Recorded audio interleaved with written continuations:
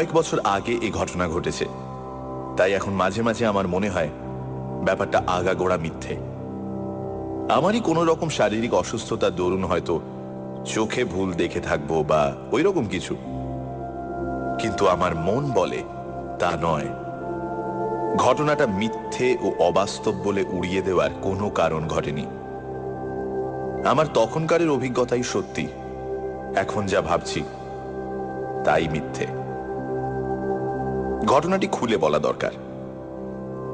প্রসঙ্গক্রমে গোড়াতেই বলে রাখি যে গত 10 বছরের মধ্যে আমার শরীরে কোনো রোগ বালাই নেই।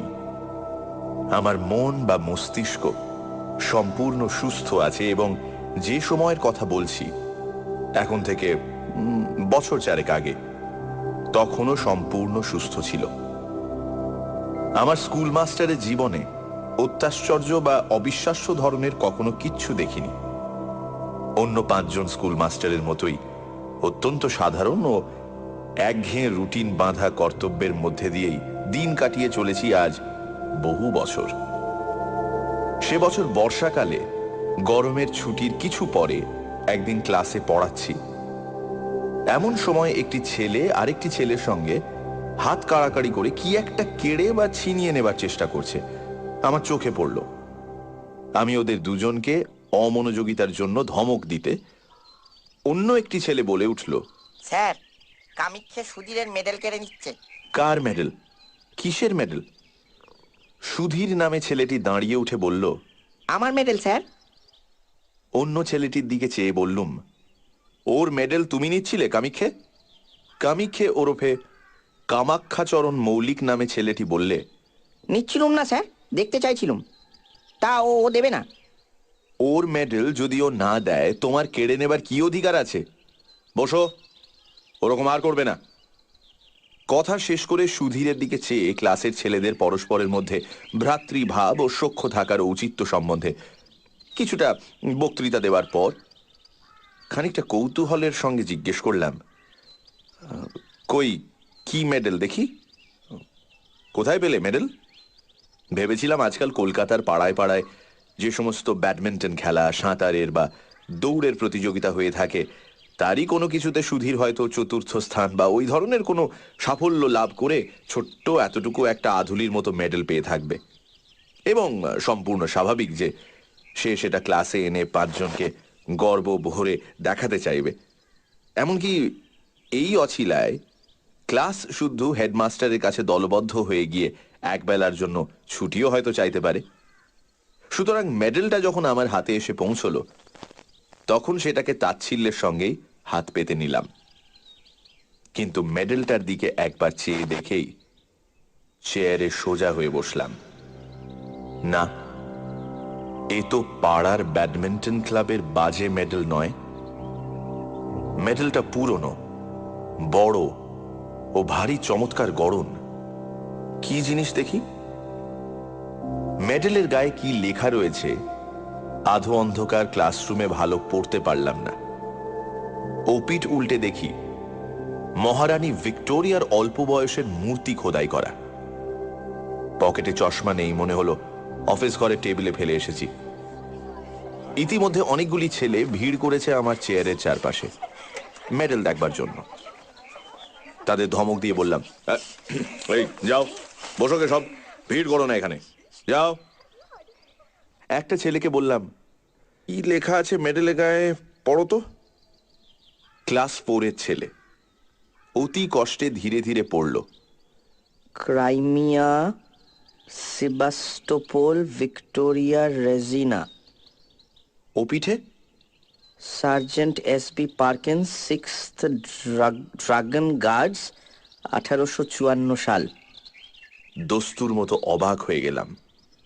ক্রাইমিয়ার যুদ্ধের সময় সেবাস্টোপোলের রণক্ষেত্রে কোনো সাহসের কাজ করবার জন্য এই মেডেল দেওয়া হয়েছিল ইংল্যান্ডের সামরিক দপ্তর থেকে ড্রাগন গার্ডস সৈন্যদলের সার্জেন্ট পার্কিন্সকে।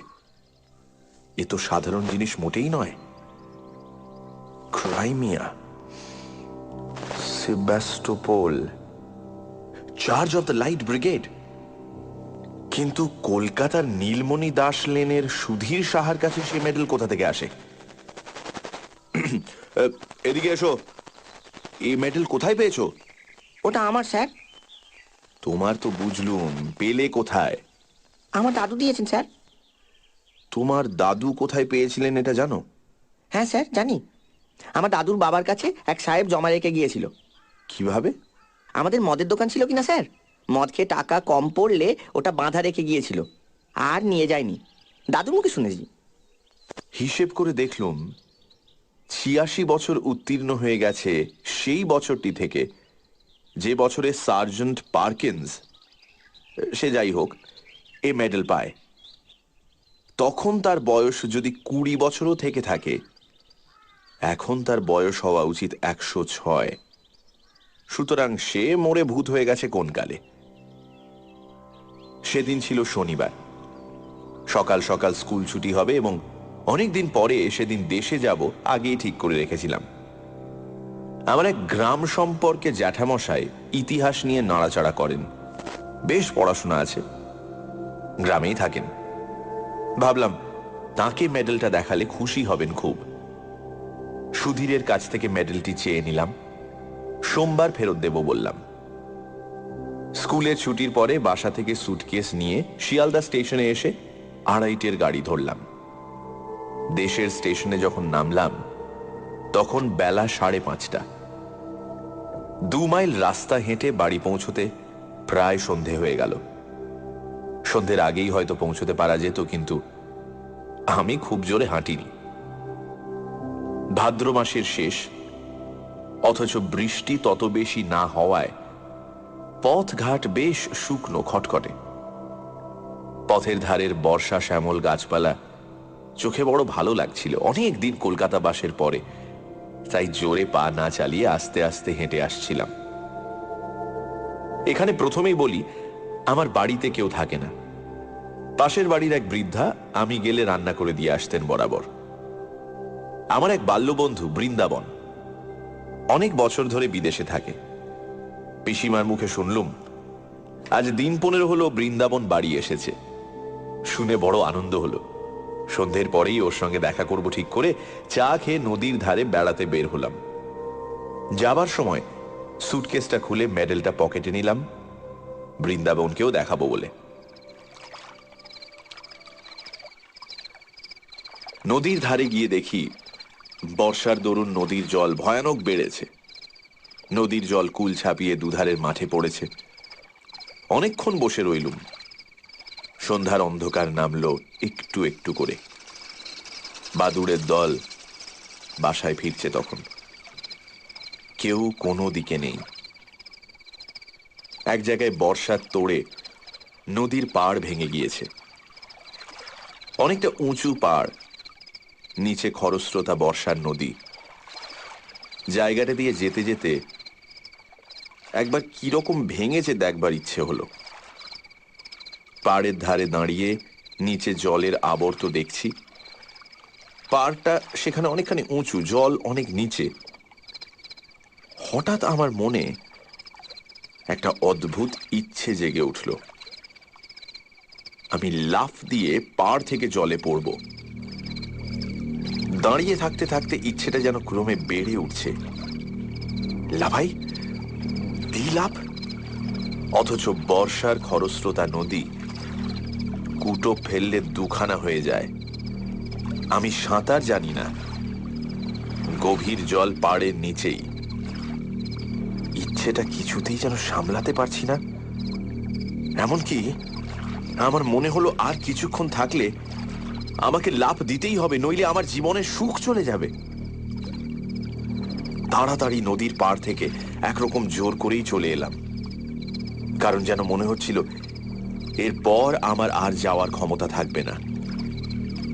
পা দুটো যেন ক্রমশ শীষের মতো ভারী হয়ে উঠছে। এরপর ওই বিপজ্জনক নদীর পাড় থেকে পা দুটোকে নাড়াবার ক্ষমতা চলে যাবে আমার। নদীর ধার থেকে বৃন্দাবনদের বাড়ি আসবার পথে ওসব ইচ্ছে আর কিছু নেই। আমি নিজের নানা ভাবে নিজেই আশ্চর্য হয়ে গেলাম। কি অদ্ভুত! এরকম হওয়ার মানে কি? ট্রেনে বসে অতিরিক্ত মাত্রায় ধূমপান করেছিলাম মনে পড়ল। ওই ভাদ্র মাসের গরমে অতিরিক্ত ধূমপান করা ঠিক হয়নি, তার উপর বাড়ি এসে 2-3 পেয়ালা চা খেয়েছি। এসবেই ওরকমটা হয়ে থাকবে হয়তো। নিশ্চয়ই তাই। বৃন্দাবনের বাড়ি গেলাম। বৃন্দাবনকে অনেক দিন পর দেখে সত্যিই আনন্দ হলো। দুজনে অনেক রাত পর্যন্ত বসে অনেক গল্প করলাম। অনেক বছর ধরে জমানো অনেক সুখ দুঃখের কাহিনী। বড় গরম আজ, কোথাও এতটুকু বাতাস নেই। ভাদ্র মাসের গুমোট গরম। বৃন্দাবন বললে, চল ভাই, ছাদে গিয়ে বসে গল্প করি। ওহ, তবুও একটু হাওয়া পাওয়া যাবে। তুই আমাদের এখানে খেয়ে যাবি, মা বলে দিয়েছেন। তোদের বাড়িতেও খবর দেওয়া হয়েছে। দুজনে ছাদে উঠলাম। বাড়িটা দোতলা। দোতলার ছাদের ওপর একখানা মাত্র ঘর। আমি জানতাম বৃন্দাবনের কাকা ওই ঘরটায় থাকেন। দোতলার ছাদে উঠে দেখলাম বাড়ির পেছন দিকটায় বাঁশের ভাড়া বাঁধা। বললাম, বাড়িতে রাজমিস্ত্রি খাটছে বুঝি বৃন্দাবন? হ্যাঁ ভাই, কাকার ঘরটা মেরামত হবে। উত্তর দিকে দেয়ালটার গা থেকে নোনা ধরা ইটগুলো বের করে দেওয়া হচ্ছে। বৃন্দাবন দোতলায় ঘরটার মধ্যে ঢুকলো। আমার কিন্তু মনে কেমন একটা অস্থির ভাব। খানিকক্ষণ ঘরের মধ্যে গল্প করে আমি একটু জল খেতে চাইলাম। বৃন্দাবন জল আনতে নিচে নেমে গেল। আমি ছাদে পায়চারি করতে লাগলাম। ছাদে কেউ নেই, অন্ধকার ছাদটা। যে দিকটায় রাজমিস্ত্রিরা ভাড়া বেঁধে কাজ করছে, পায়চারি করতে করতে সেখানটাতে গিয়ে দাঁড়িয়ে দেখছি। হঠাৎ আমার মনে হলো, ছাদ থেকে লাফ দিয়ে পড়ি না কেন? বেশ হবে, লাফ দেব। প্রায় দুর্দমনীয় ইচ্ছে হলো লাফ দেবার। লাফ দেওয়াই ভালো, লাফ দিতেই হবে। দি লাফ। এমন সময় বৃন্দাবন ছাদের উপর এসে বললে, আয় ঘরের মধ্যে, মা চা পাঠিয়ে দিচ্ছেন। ও ওখানে দাঁড়িয়ে কেন? আরো প্রায় আধ ঘন্টা কথা বলবার পর নিচে থেকে চা ও খাবার এসে পৌঁছলো। আমরা দুই বন্ধুতে অনেক রাত পর্যন্ত গল্পগুজব করলাম। তারপর বৃন্দাবন খাওয়ার কতদূর জোগাড় হলো সেটা দেখতে নিচে চলে গেল। ঘরের মধ্যে বড় গরম। আমি বাইরের ছাদে খোলা হাওয়ায় আবার বেড়াতে লাগলাম। রাজমিস্ত্রিদের ভাড়ার কাছে এসে দাঁড়িয়ে আমার মনে হলো, লাফ এবার দিতেই হবে। কেউ নেই ছাদে, কেউ বাধা দিতে আসবে না। এটাই দারুণ সুযোগ। সঙ্গে সঙ্গে আমার মনের গভীর তলায় কে যেন বলছে, লাফ দিও না মূর্খ, লাফ দিও না, পড়ে চুরচুর হয়ে যাবে। আমার মাথার মধ্যে কেমন যেন ঝিমঝিম করছে। কতক্ষণ পর জানি না, এবং কিসে থেকে কি হলো তাও জানি না, হঠাৎ বৃন্দাবনের চিৎকারে আমার চমক ভাঙল। দেখি বৃন্দাবন আমাকে হাত ধরে টেনে তুলছে। কি সর্বনাশ! তুই লাফ দিয়ে পড়লি দেখলাম যেন। ভাগ্যিস বাঁশে পা বেঁধে গিয়েছে, তাই রক্ষে। এই কি হলো তোর? আমার মাথা যেন কেমন ঘুরছিল, গা ঝিমঝিম করছিল। বৃন্দাবনকে বললাম, আমি ভাই কিছুই জানি না তো। বৃন্দাবন ঘরের মধ্যে নিয়ে গিয়ে আমায় শুইয়ে দিল।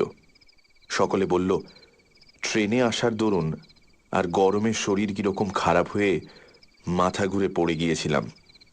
আমি জানি মাথা ঘুরে পড়ে আমি যাইনি, লাফ আমি ইচ্ছে করেই দিয়েছিলাম। তবে ঠিক যে সময়টাতে আমি লাফ দিয়েছি সেই সময়ের কথাটা আমি অনেক চেষ্টা করে কিছুতেই মনে করতে পারলাম না। বিছানায় শুয়ে বেশ সুস্থ বোধ করলাম। পাশ ফিরতে হঠাৎ যেন কি একটা শক্ত জিনিস বুকের কাছে ঠেকল। পকেটে হাত দিয়ে দেখি সুধীরের সেই মেডেলটা। আশ্চর্য, এটার কথা এতক্ষণ একেবারেই ভুলেই গিয়েছিলাম। বৃন্দাবনকে সেটা দেখালাম। এদের বাড়ির সকলে মেডেলটা হাতে করে ঘুরিয়ে ঘুরিয়ে দেখল। রাতে নিজের ঘরে এসে শুয়ে পড়লাম। আমার বাড়িতে কেউ নেই বর্তমানে, একাই থাকি একটা ঘরে। একটা জিনিস লক্ষ্য করছি, যখন থেকে বৃন্দাবনের বাড়ি থেকে বের হয়ে রাস্তায় পা দিয়েছি তখন থেকেই কেমন এক ধরনের ভয় করছে আমার।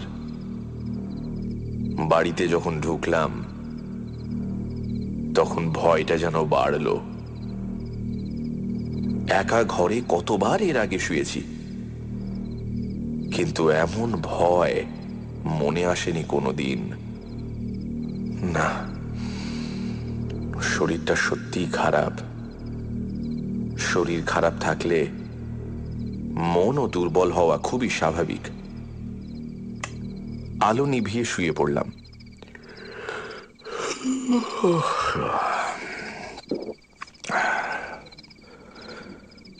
আমার মাথার কাছে একটা বড় জানলা। সেই জানলা দিয়ে বাড়ির পেছনের বন বাগান চোখে পড়ে। বেশ জ্যোৎস্না উঠেছে, কৃষ্ণপক্ষের একাদশীর জ্যোৎস্না।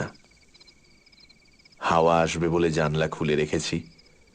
কতক্ষণ ঘুম হয়েছিল জানি না, ঘণ্টাখানেকের বেশি হবে না। হঠাৎ ঘুম ভেঙে গেল। মনে হতে লাগলো আমার মাথার দিকে জানলায় কে যেন দাঁড়িয়ে, যেন মাথা তুলে সেদিকে চেয়ে দেখলেই তাকে দেখা যাবে। কথাটা মনে হওয়ার সঙ্গে সঙ্গে ভীষণ ভয় হলো। অথচ কিসের যে ভয় জানি না। এমন ভয় যে কিছুতেই মাথার দিককার জানলার দিকে তাকাতে পারলাম না। চোখে না দেখলেও আমার বেশ মনে হলো জানলার গড়াদেতে দুটো হাত রেখে কে যেন দাঁড়িয়ে আছে। জ্বলন্ত চোখে সে আমার দিকে চেয়ে রয়েছে। আমি ওদিকে চাইলেই দেখতে পাবো। প্রাণপণে চোখ বুজে শুয়ে রইলুম। কিছুতেই চাইব না। ঘুমোবার চেষ্টা করলাম, কিন্তু ঘরের মধ্যে কোথাও কি ইঁদুর পচেছে? কিসের পচা গন্ধ? যেন আয়োডিন, লিন্ট, মলম প্রভৃতি উগ্র গন্ধের সঙ্গে পচা ক্ষতের গন্ধ মেশানো।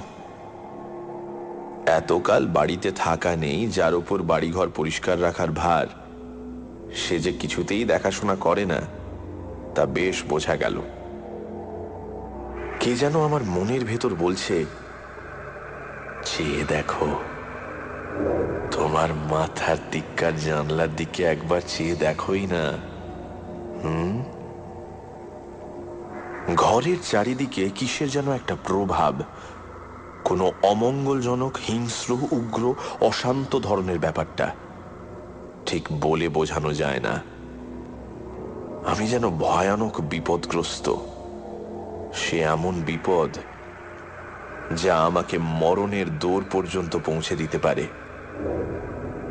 এমনকি সে দোরের চৌকাঠ পার করে অন্ধকার মৃত্যুপুরীর হিম শীতল নীরবতার মধ্যে ডুবিয়ে দিতেও পারে। আমি চাইব না, আমি চাইব না, কিছুতেই চাইব না। কিন্তু যে প্রভাবই হোক, আমার ঘরের মধ্যে দেয়ালের এ পিঠে তার অধিকার নেই। বহুকাল ধরে পূর্বপুরুষেরা বাস্তু শালগ্রামের অর্চনা করেছেন এ ঘরে। এর মধ্যে কারো কিচ্ছু খাটবে না। আমার মনটাই আবার যেন এই কথাগুলি বলল আমাকে। অন্ধকার রাতে একলা ঘরে মন কত কথা কয়। জানলার ধারে কি যেন একটা শব্দ হলো, অদ্ভুত ধরনের শব্দটা। কে যেন জানলার গড়াদের উপর টোকা দিয়ে আমার দৃষ্টি আকর্ষণ করতে চাইছে। একবার, দুবার, তিনবার। ভয়ে আমার বুকের মধ্যে ঢিপ ঢিপ করতে লাগলো। কাউকে ডাকবো চিৎকার করে? একবার চেয়ে দেখবো জানলার দিকে, জিনিসটা কি। হঠাৎ আমার মনে পড়ল একটা ধাড়ি বেঁজি অনেকদিন ধরে বাইরের দেয়ালে কড়িকাঠের খোলে বাসা বেঁধে আছে। আজ বিকেলেও সেটাকে একবার দেখেছি। জানলার ওপরকার কাঠে সেটা পোকামাকড় বা জোনাকি ধরছে, এ তারই শব্দ। কথাটা মনে হতেই মনের মধ্যে সাহস আবার ফিরে এলো। ঘাম দিয়ে জ্বর ছেড়ে গেল যেন। শরীর অসুস্থ থাকলে কত সামান্য কারণ থেকে ভয় পায় মানুষ। পাশ ফিরে এবার ঘুমোবার চেষ্টা করলাম স্বস্তির নিঃশ্বাস ফেলে।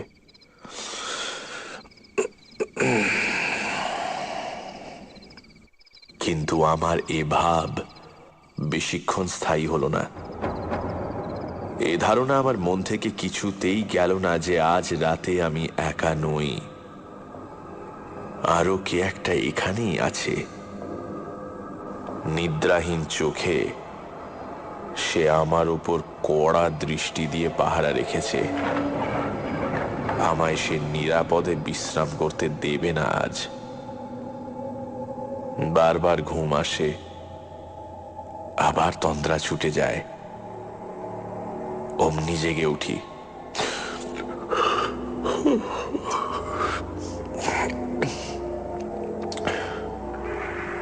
কিন্তু চোখ চাইতে বা বিছানার উপর উঠে বসতে সাহস হয় না। আর সেই শব্দটা মাঝে মাঝে জানলার গরাদের ওপাশ থেকে শুনি, খুব হালকা করাঘাতের শব্দ যেন।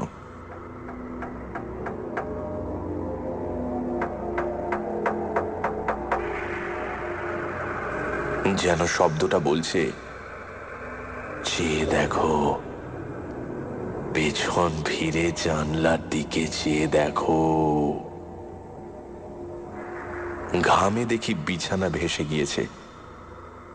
ভাদ্রের গুমোট গরম কিনা। এই অবস্থায় ভোর হলো। দিনের আলো ফুটল। লোকজনের শব্দ কানে যেতে রাতের ভয়টা মন থেকে কোথায় যেন মিলিয়ে গেল। নিশ্চিন্ত মনে বেলা 9টা পর্যন্ত পড়ে পড়ে ঘুম দিলাম। তারপর উঠে চা খেয়ে পাড়ায় বেড়াতে গেলাম। এই সময় একটা ঘটনা ঘটল। তখন আমি তার বিশেষ কোনো মূল্য দিইনি, কিন্তু পরে সব কথা মনে মনে আলোচনা করে দেখে সেটা ভারী আশ্চর্য বলেই মনে হয়েছিল। ও পাড়ার পথে আমার সেই জ্যাঠামশায়ের সঙ্গে দেখা। তাকে দেখাবার জন্য আমি মেডেলটা কাল রাতে সঙ্গে নিয়েই বেরিয়েছিলাম, কিন্তু বৃন্দাবনদের বাড়িতে নেমন্তন্নের জন্য তার সঙ্গে দেখা করতে পারিনি। আমায় দেখে তিনি বললেন, এই যে সুরেন, ভালো আছো? কাল তুমি এসেছো দেখলুম, তখন অনেক রাত, আর ডাকলুম না। বোধহয় বৃন্দাবনের বাড়ি থেকে ফিরছিলে। আমি তখন ছাদে পাইচারি করছি। সে গরম গিয়েছে বাবা কাল রাত্রিরে। ও তোমার সঙ্গে লোক রয়েছে দেখে আর ডাকলুম না। তা ও লোকটি কে? খুব লম্বা বটে, যেন শিখ কি পাঞ্জাবির মতো লম্বা। তোমার বন্ধু বুঝি? বাঙালির মধ্যে এমন চেহারা। বেশ বেশ বেশ বেশ। আমি অবাক হয়ে জ্যাঠামশাইয়ের মুখের দিকে চেয়ে বললুম, আমার সঙ্গে লম্বা লোক কাল রাত্রিরে? সে কি জ্যাঠামশাই? জ্যাঠামশাই আমার চেয়েও অবাক হয়ে বললেন, তোমার সঙ্গে লোক ছিল না বলছো? একা যাচ্ছিলে? হা, আমার চোখের দৃষ্টি একেবারে কি এত খারাপ হয়ে যাবে বাবা? আমি হেসে বললাম, তাই হবে জ্যাঠামশাই। চোখে কিরকম ঝাপসা দেখে থাকবেন, বয়স হয়েছে তো। আমার সঙ্গে কেউ ছিল না, তাছাড়া আপনাদের বাড়ির সামনের আম গাছটার ছায়া কিরকম একটা আলো আঁধার দেখেছেন চোখে। ও অমন ভুল হয়। জ্যাঠামশাই যেন রীতিমতো হতভম্ব হয়ে গেলেন। বললেন, কি আশ্চর্য কাণ্ড! এতটা ভুল হবে চোখে? আম গাছের এদিকে যখন তুমি টর্চ জ্বাললে, তখন দেখলুম তুমি আর তোমার পেছনে একজন লম্বা মতো লোক। তারপর তুমি টর্চ নিবি আম গাছের ছায়ার মধ্যে ঢুকলে। তখনও জ্যোৎস্নার আলো আর আম গাছের ছায়ার অন্ধকারে আমি বেশ দেখতে পেলুম লোকটি তোমার পেছন পেছন যাচ্ছে। তোমার মাথার চেয়েও যেন এক হাত লম্বা, তোমার একেবারে ঠিক পেছনে। তবে খুব ভালো তো দেখতে পেলুম না। অত দূর থেকে আর আলো অন্ধকারের মধ্যে স্পষ্ট কিছু দেখা গেল না তো। এমনকি একবার এই পর্যন্ত মনে হলো তোমায় ডেকে জিজ্ঞেস করি তোমার বন্ধুটি কে। একেবারে এত ভুল হবে আমার চোখের। জ্যাঠামশাইকে আবার বুঝিয়ে বললাম আমার সঙ্গে কাল কেউ ছিল না, আমি একাই ছিলাম। সুতরাং তার দৃষ্টিশক্তির গোলমাল ছাড়া এ ব্যাপারের অন্য কোনো সিদ্ধান্ত করা চলে না। সারাদিন বৃন্দাবনের সঙ্গে আড্ডা দিয়ে কাটানো গেল। গতকাল রাতের ভয়ের ব্যাপার দিনের আলোয় এতই হাস্যকর বলে আমার মনে হলো আমার নিজের কাছেই যে বৃন্দাবনকে আর সে কথা বলিনি। রাতে ট্রেনে কলকাতায় ফিরব। বৃন্দাবনদের বাড়ি থেকে চা খেয়ে বাড়ি এসে সুটকেসটা নিয়ে স্টেশনের দিকে রওনা হয়েছি। তখনই সন্ধ্যের অন্ধকার বেশ নেমেছে। বাউরিপাড়ার বড় বাগানটার মধ্যে দিয়ে আসছি। বাগানটা পার হতে প্রায় 5-6 মিনিট লাগে। মস্ত বড় বাগান। বাগানের ঠিক মাঝামাঝি এসে হঠাৎ পেছনে ফিরে চাইলুম কি ভেবে। সঙ্গে সঙ্গে আমার সারা দেহে যেন বিদ্যুৎ খেলে গেল।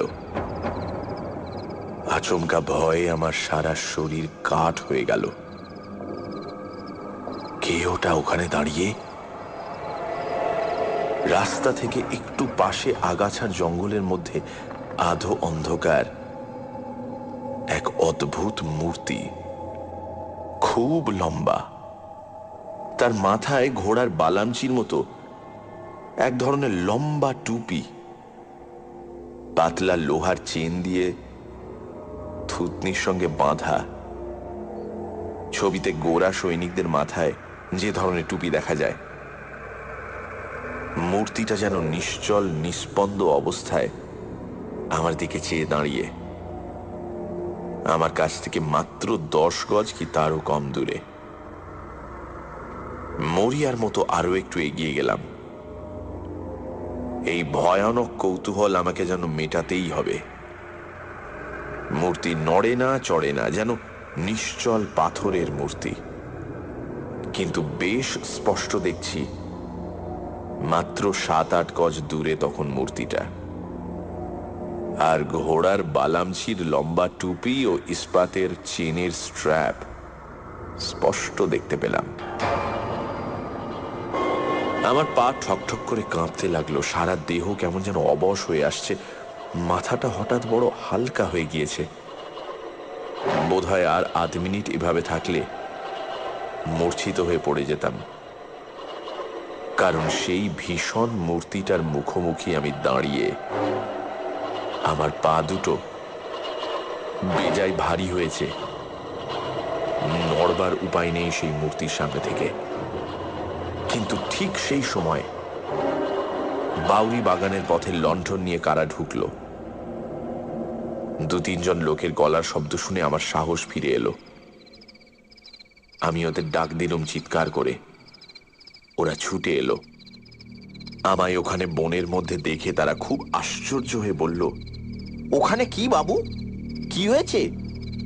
তারপর লণ্ঠন তুলে ওরা আমার মুখ দেখে বলল, ও আপনি? কি হয়েছে আপনার? মুখ একেবারে সাদা ফ্যাকাশে হয়ে গিয়েছে। ভয়টাই পেলেন নাকি? এই বাউরি বাগান জায়গাটা কিন্তু মোটেও ভালো নয়। সন্ধে পর এখানে অনেকে ভয় পায়। ওদের লণ্ঠনটা যখন উঁচু করে তুলে ধরলো আমার মুখে, সেই আলোয় দেখলাম সামনের মূর্তিটা তখনও সেখানে, ঠিক সেই রকম দাঁড়িয়ে। একজন বলল, কি দেখছিলেন এখানে দাঁড়িয়ে বাবু? এই সাঁড়া গাছটা? আরেকজন বলল, গাছটা ডালপালা কেটে মাথায় ঝোপের মতো করে রেখেছে, যেন মানুষ বলে অন্ধকার ভুল হয় বটে। চলে আসুন বাবু। আমিও দেখলাম সাঁড়া গাছই বটে। মাথার দিকের পাতাগুলো ছেঁটে গাছটাকে দেখতে হয়েছে ঠিক হর্স গার্ডসদের ঘোড়ার বালামচির টুপি। লোকের চোখের কি ভুলই হয়, কাল আমি আবার জ্যাঠামশাইকে চশমা নিতে বলছিলাম। ভেবে লজ্জা হলো মনে মনে। তিনি বৃদ্ধ লোক, তার চোখের ভুল তো হতেই পারে। আমারই যখন এই অবস্থা। ওরা আমায় আলো ধরে স্টেশনে পৌঁছে দিল। পরের দিন স্কুলে সুধীরের মেডেলটা ফেরত দিলাম। সুধীর বলল, আপনাকে দাদু একবার ডেকেছেন, আমার সঙ্গে ছুটির পরে আমাদের বাড়ি আসুন, নিজে যেতে বলেছেন। সুধীরের দাদু বললেন, যাক, আমার বড় ভয় হয়েছিল মাস্টার বাবু। সুধীরের কাছ থেকে মেডেলটা নিয়ে গেছেন দেশে, শুনলাম কিনা। আপনার দেশের ঠিকানা জানতুম না, তাহলে একটা তার করে দিতুম। ও মেডেলটা আমার বাবাকে একজন গোঁড়া সৈন্য দিয়ে যায়। আমি তখন জন্মাইনি, বাধা দিয়েছিল আর উদ্ধার করতে পারেনি। বেজায় মাতাল আর গোয়ার ছিল লোকটা। ও মেডেলের বিপদ হচ্ছে আমাদের বংশের লোক ছাড়া অন্য কেউ নিলে তার বড় বিপদ ঘটে। আমার এক ভগ্নিপতি একবার কিছুতেই শুনলে না, অনেক কাল আগের কথা। বাড়ি নিয়ে গেল মেডেল দেখাতে। সেই দিনই সন্ধ্যের সময় ছাদ থেকে পড়ে মারা গেল। মৃতদেহের পকেট থেকে মেডেলটা বেরুলো। আমি কলের পুতুলের মতো শুধু বললাম, ছাদ থেকে পকেটে মেডেল পাওয়া গেল? হ্যাঁ মাস্টার বাবু, আমার নিজের ভগ্নিপতি, মিথ্যে কথা তো বলবো না। আজ 27-28 বছর আগের কথা। ওটা আরো দু একজন নিয়েছে, তখনই ফেরত দিয়ে গিয়েছে। বলে রাতে ভয় পায়, গা ছমছম করে, কে যেন পেছনে ফলো করছে বলে মনে হয়। ও বাইরের লোকের সহ্য হয় না, প্রাণ পর্যন্ত বিপন্ন হয়। তাই ভাবছিলুম একটা ধার করে দেব। একটা কথা বলা দরকার। মাসখানেক পরে আমি আবার দেশে যাই। বাউরি বাগানে ঢুকে যেখানে সে রাতে ভয় পেয়েছিলাম, সেদিকে চেয়ে দেখে সে সাঁড়া গাছটা কোথাও আমার চোখে পড়ল না। যে আম গাছটার ধারে সাঁড়া গাছটা দেখেছিলাম, সেখানে দিনমানে বেশ ভালো করে দেখেছি। কোথাও সে সাঁড়া গাছ নেই, বা গাছ কেটে দিলে যে গুঁড়িটি থাকবে তারও কোনো চিহ্ন নেই। কশ্চিনকালে সেখানে একটা বড় সাঁড়া গাছ ছিল বলে মনেও হয় না জায়গাটা দেখে।